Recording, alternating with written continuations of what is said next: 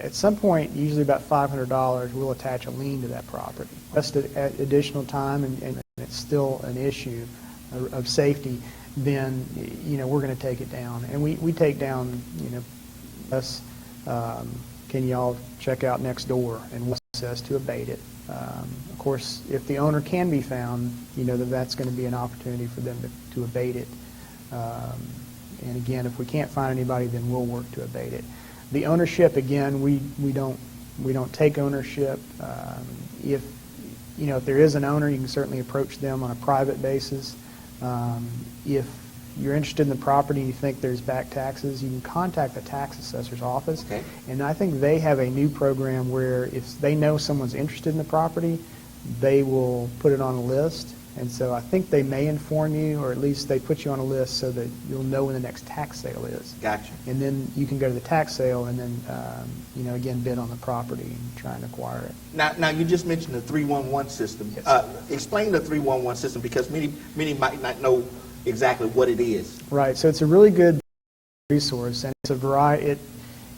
It's basically a call center. So about 911 center for emergency Right. purposes. This is a non-emergency city service call center. And so you can call 311 and you can say there's a pothole in front of my street, there's an animal carcass on the corner, there's high grass next to me, there's a junk motor vehicle, this house burned the other day and fire department's gone, but what's going to happen to it? There's an unsafe structure that the door's wide open and you're 2 blocks from the school. So just about any kind of city service, water leak, what's going on. You can also ask questions. When's the next jazz at the lake, and they'll tell you. Really? Yeah. So it's a great service. The mayor initiated that probably 5 or 6 years ago. I think they rolled it out to 24 hours. So they take calls all the time, and again, it gets routed directly. So if you get a high weed call, our inspectors have terminals in their cars. And so just like PD, so it gets routed to them, and so they do it that day or the next. Wonderful. Yeah. Well, listen, I want to thank Chris for joining us today. Hey, listen, if you have a question on whether or not you need a permit to build something, just give them a call, the Code Enforcement Department. Don't make the mistake of building something and then get fined because you didn't go through the proper process in order to get the permits.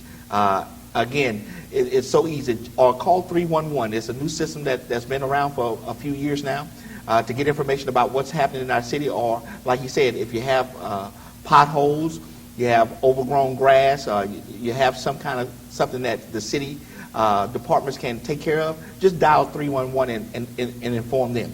I want to thank you for joining us today and on this segment of What's Happening in Our Neighborhood, and we will see you next time on our broadcast.